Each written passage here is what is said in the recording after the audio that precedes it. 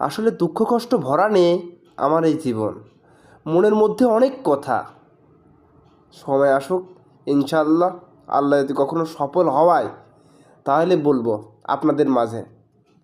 এখন আমি যদি এগুলো বলি, সফল হওয়ার কথা বলে, অনেক মানুষ অনেক রকমভাবে নিবে। তার জন্য আল্লাহ যদি কখনো সফল হয় অবশ্যই আপনাদের মাঝে বলবো। আসলে আমি জৈব সার আমার ঘাসে প্রথম ব্যবহার করব। তার কারণ এর আগে জৈব সার আমার ঘাসে দিই নাই, মানে গোবরের সার ঘাসে দিই নাই। এখন যে পরিমাণ ইউরিয়া এবং সালফারের দাম, আসলে এখন যদি জৈব সার যদি ব্যবহার করেন আমার ঘাসে যদি উন্নতি হয় তাহলে কিন্তু আমার সালফার এবং ইউরিয়া কম দিলেও ইনশাল্লাহ হবে। যেহেতু আমরা গরু পালন করে সেহেতু জৈব সারের ইনশাল্লাহ কোনো অভাব নাই।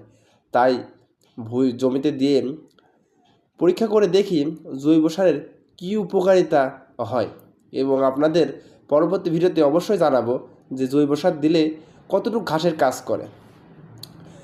আমাদের ঘাসের জমির পাশেই আমাদের সরিষা ক্ষেত দেখতে আসছে। আসলে সরিষা এত সুন্দর হয়েছে তা কল্পনার বাইরে। ইনশাল্লাহ এবার মাঠে সবারই সরিষা মোটামুটি ভালো হয়েছে।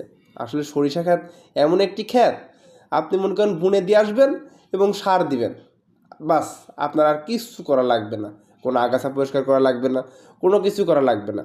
এবার বিঘা প্রতি যে পরিমাণ সরিষার ফলন হবে, আপনার ধান লাগিয়ে চারা কিনে আপনার আরও টাকা বেঁচে থাকবে।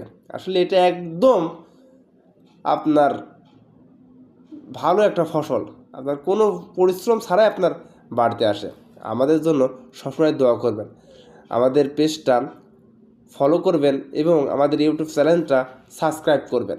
আসলে ভাই আমাদের কথার মাঝে অনেক ভুল ত্রুটি হয়ে থাকে, যেহেতু আমরা নতুন, আমরা সেরকমভাবে গুছিয়ে কথা বলতে পারি না। আপনারা আমাদের একটু সাপোর্ট করলে বা ভালো ভালো কমেন্ট করলে আমাদের অনেক আগ্রহ হয় ভিডিও বানাইতে।